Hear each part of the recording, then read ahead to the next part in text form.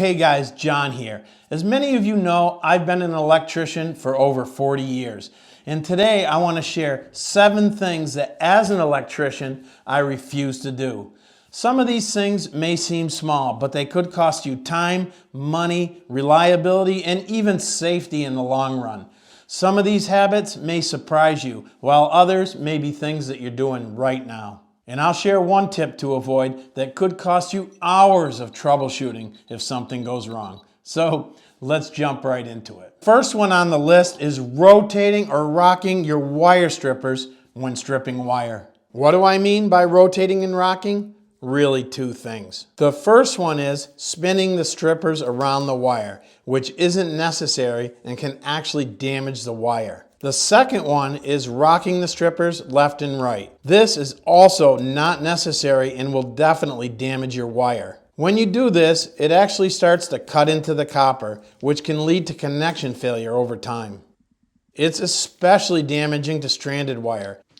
It can cut off some of the strands and actually reduce the size of the wire. Wire strippers are designed to cut 360 degrees around the installation, so no rocking or rotating is required.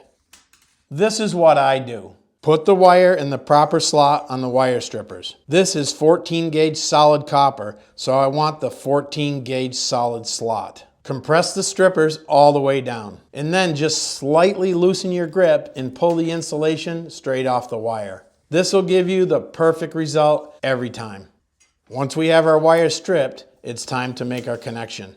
Maybe we're connecting that wire to a receptacle or a light switch, and if so, that leads me to the second thing that I never do as an electrician, and that is use the backstab connections. If you don't know, the little holes that you see on the back of electrical devices are what we in the trade call backstab connections. These are only available on 15 amp residential grade switches and receptacles, and they're only rated for 14 gauge solid copper wire. The manufacturers provide them as an easy method for an unskilled person to replace a switch or receptacle. The issue with using them is they're not very reliable. Unlike a mechanical connection, the stabs simply wedge the wire in between 2 conductive surfaces. The spring tension created when you wedge the wire in actually holds the conductor in place. But over time, with heating and cooling cycles, these connections may become loose and cause flickering or even connection failure. The good news is that 15 amp residential grade devices also offer the side screw connections. To use these, we'll simply strip our wire, bend a J-hook, wrap it around our screw in a clockwise direction, then we'll tighten down the screw. We want to strip the wire long enough to clear the screw, but not so long that it extends past the back of the device. I find that 3/4 to 7/8 of an inch is just perfect. This will provide a reliable connection that'll last for decades. When it comes to choosing a device, you may wonder if you should buy 15 or 20 amp receptacles. The answer will often depend on the rating of the circuit where it's going to be connected. This brings us to the third thing that I never do as an electrician, and that is install 15 amp receptacles on a 20 amp circuit. If you don't know, the code actually allows us to install multiple 15 amp receptacles on a 20 amp circuit. The reasoning behind this is that each individual receptacle, 2 on this duplex, are rated for 15 amps and are protected by design with 2 vertical slots. A 20 amp plug will not fit because they require a horizontal slot like we see on this 20 amp receptacle. So as I mentioned, each individual receptacle is protected by design. But the 15 amp receptacle as a whole is actually rated for 20 amps, which is why the NEC allows us to install them on a 20 amp circuit. Let me give you an example. Let's say we have 2 loads plugged into a 15 amp receptacle. One is drawing 10 amps and the other one is drawing 6. Each of the 2 individual receptacles would be under their 15 amp rating, and the receptacle as a whole would be drawing 16 amps, which is under the 20 amp rating of the circuit and the receptacle. So if you are someone who installs 15 amp receptacles on a 20 amp circuit, you are well within the rating of the device and it is code compliant. But I never do it for a couple of reasons. A 20 amp receptacle is just better built and it'll last a whole lot longer. They don't offer the unreliable stab connections, they're heavier duty, and they're simply a better choice in my view. And an added bonus is that the user can quickly identify the rating of the circuit just by looking at the device. Quality products are very important to me, not just in the electrical industry, but also in the food that I provide for my family. And that's why I'd like to thank Good Chop for sponsoring today's video. If you're like me, you want high quality meat and seafood without the hassle of searching the grocery store. That's why I like Good Chop. They deliver top tier, all-American meats and seafood right to your doorstep. And it's vacuum sealed and flash frozen for peak freshness. They have a huge selection of over 80 cuts to choose from, and it's backed up with their 100% money back guarantee. I've tried a bunch of their cuts and I love them all, but the ribeye steaks, these are my favorite. Perfect marbling and incredible flavor.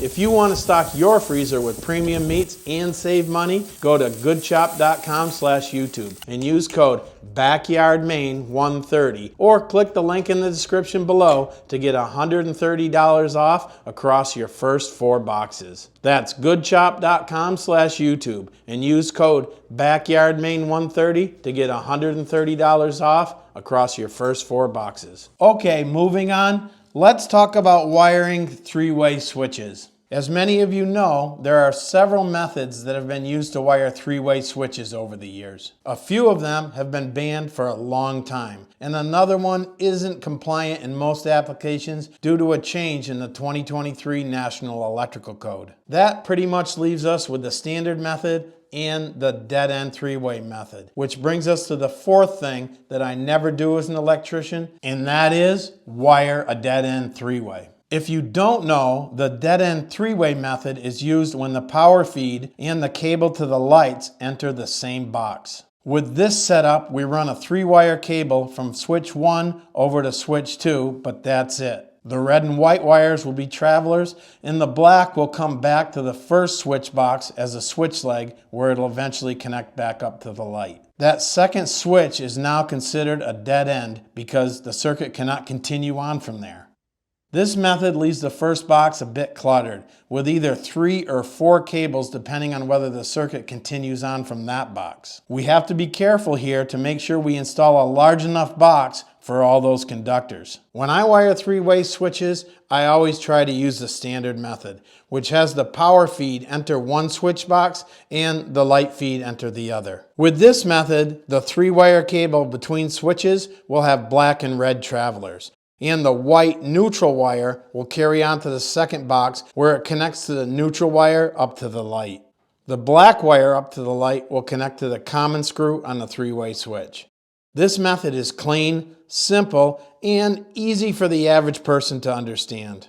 We also won't have to re-identify that white wire or try to get so many wires into that first box. For me, the only place a dead-end 3-way might make sense is if we are trying to convert a single pole switch into 2 3-way switches on an existing installation. I have a very detailed light switching video that I'll link at the end of this one in case you want to watch that next. Have you ever cut a cable too short or had one damaged by a screw or a nail? This can be a big issue, especially if you find out after the walls are finished. Now, this brings me to the 5th thing that I never do as an electrician, and that is bury a spliced NM cable in the wall. You may be surprised to know that buried NM splices have been code compliant for repair work in existing installations for a long time. They do require us to use a listed non-metallic sheath cable interconnector device. These are insulated splicing devices that can extend a cable from one point to another, and they can be used in exposed or concealed work without a box. In the 2023 National Electrical Code, Article 33440B was updated to allow interconnector devices to be used in new installations as well. The idea was if they're safe to use for repair work, then they should be safe for new installations. I've never liked the idea of spliced wires buried in the wall, even if the interconnector device is deemed safe and designed for that purpose. If a wire were to come loose, good luck finding that interconnector device buried somewhere in a wall. If I have to splice a short or damaged wire, I will always install a box and either install a receptacle at that location if it makes sense, or install a blank cover over the box so the splice can be easily found and accessed if needed. Now the next one might surprise you, but number 6, I will never, under any circumstances, clean up after myself. Electricians are known to leave big messes on the job site. Wood shavings, cable sheaths, short lengths of wire and conduit, all over the floor. We're messy, right? So who am I to break the stereotype? I'm just kidding, of course. As a professional, I always clean up after myself. But I see this in the comments so much, I thought I'd add it to the list. But seriously, there is one more thing that I never do as an electrician, and that's number 7, use cheap electrical tools. It can be very tempting to run to Harbor Freight or Amazon and buy some cheap electrical tools at a fraction of the price of a quality tool, but believe me, it's not worth it. They'll cause you more frustration than you deserve. These are a few examples of some cheap tools. I have some wire strippers, some diagonals, and a pair of lineman pliers. These wire strippers aren't sized exactly right, making it very difficult to strip wires effectively. The dikes and the linemans are stiff, and they don't cut well either. They're pretty much junk. I don't have a cheap multimeter to show you, but you know the ones I'm talking about, from $5 to $15. This Klein is not very expensive, and it is a quality meter with an amp clamp. If nothing else, you should have a reliable meter. Your safety may depend upon it. There are a few brand names that I stick with for the most part for my electrical tools and instruments. Klein, Ideal, Milwaukee, Channel Lock, Fluke, and there are some others as well, but these are the brands that are on top of my list. Take a look at these 3 tools, for example. They're at least 15 years old, and they may look it, but they work as well now as the day when I first bought them. Quality electrical tools aren't cheap, but they're not that expensive either. I'll drop a list of tool recommendations down in the video description in case you want to check them out. Like I mentioned earlier, I'll link that light switching video right here for you to watch next. It covers everything you need to know, from single poles to switch loops, 3-way and 4-way switches, everything you need to know about light switching right here. I'm John from Backyard, Maine. I'll see you on the next one.